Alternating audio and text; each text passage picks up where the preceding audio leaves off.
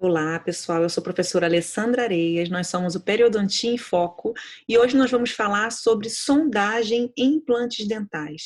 Cada vez mais, os dentistas clínicos vão encontrar na sua rotina de atendimento pacientes que têm implantes dentais e muitos ficam com receio de fazer um exame adequado ao redor dos implantes.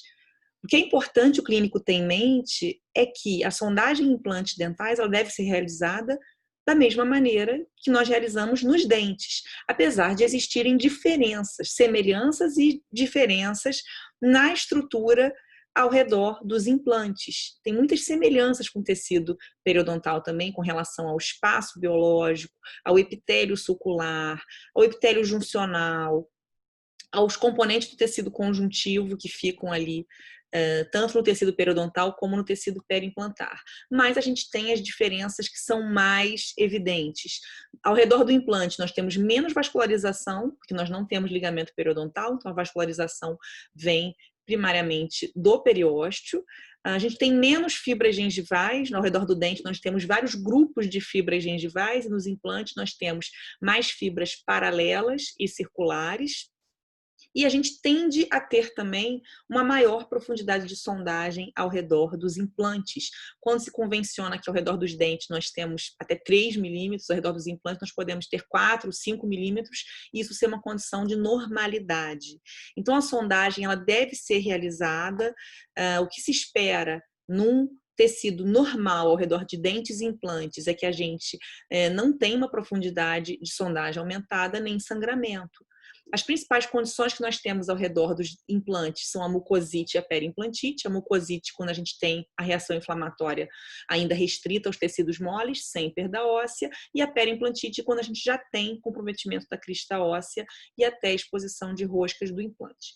A questão da gente usar uma sonda plástica ou uma sonda metálica, isso se falou durante muito tempo, mas na verdade tanto faz.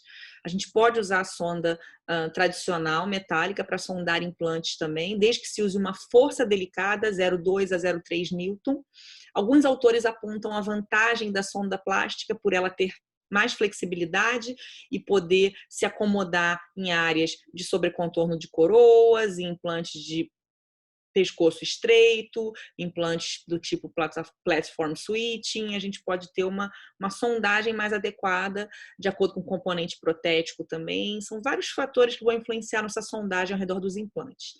Essa fotografia aqui do livro do Linde mostra que os tecidos, as fibras ali gengivais, elas podem oferecer uma resistência maior no momento da sondagem ao redor do dente, e a gente tem uma profundidade menor, e nos implantes a gente pode ter essa profundidade aumentada justamente por conta dessa disposição de fibras. A gente precisa diferenciar o que é patológico do que é fisiológico. Então, a periimplantite, ela é patológica, ela é uma perda óssea, que é um problema que tem uma infecção que tem que ser tratada. Mas a salserização é uma perda óssea que acontece na cervical de todos os implantes, independente do tipo de implante, e ela acontece ao longo dos anos após ali a carga do implante.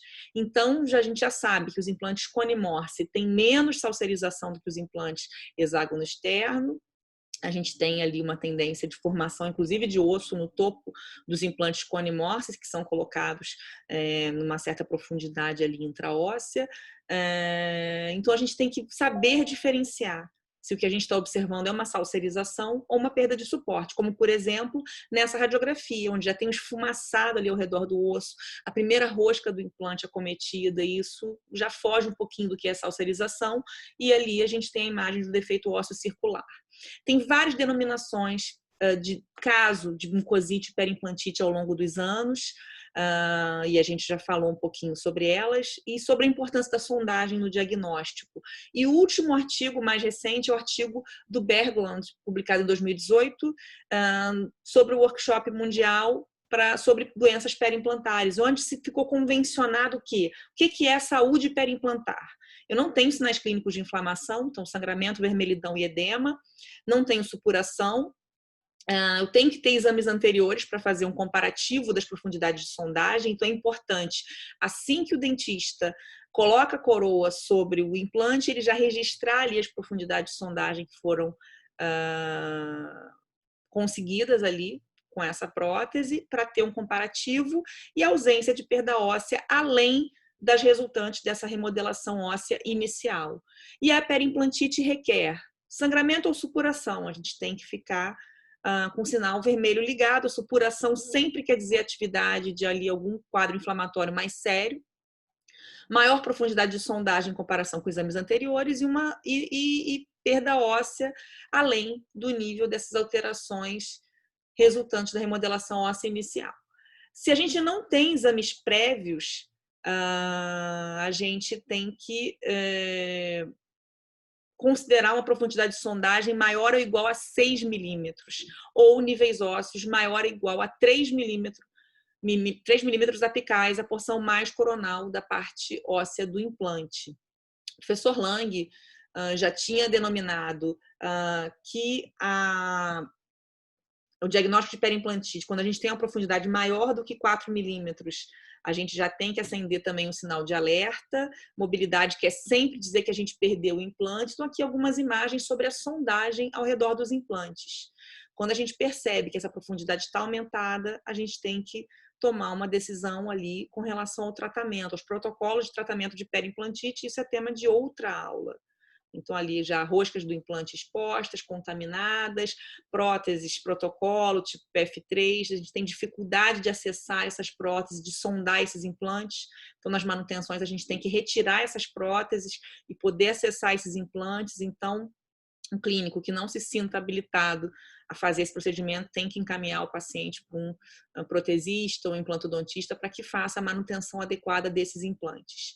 MIST já classificou ali uma taxa de saúde de sucesso para implantes dentais. Então, sucesso é você não ter dor, não ter alterações na função, não ter mobilidade, ter menos que 2 milímetros com uma perda óssea desde a cirurgia inicial e sem exudato. E até 2 a 4 milímetros de perda óssea radiográfica, ele ainda considera uma sobrevivência satisfatória.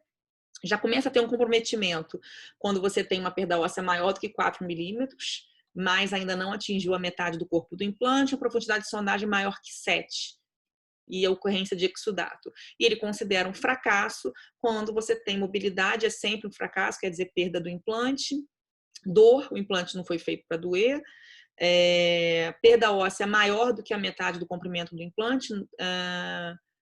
exudato sem controle ou com o implante o paciente chega já com o implante perdido. A história do MIST ter considerado a perda óssea maior do que a metade do comprimento do implante, na verdade, não pode ser usado como um fator isolado. A gente tem que somar com todos os fatores para avaliar se a gente considera que ainda tem uma possibilidade de tratamento ou não, mas é importante a gente diagnosticar, a gente fazer essa sondagem, avaliar a presença de sangramento, monitorar as alterações de profundidade de sondagem, migração da margem da mucosa, e essa avaliação alerta o clínico sobre a necessidade ou não de uma intervenção terapêutica.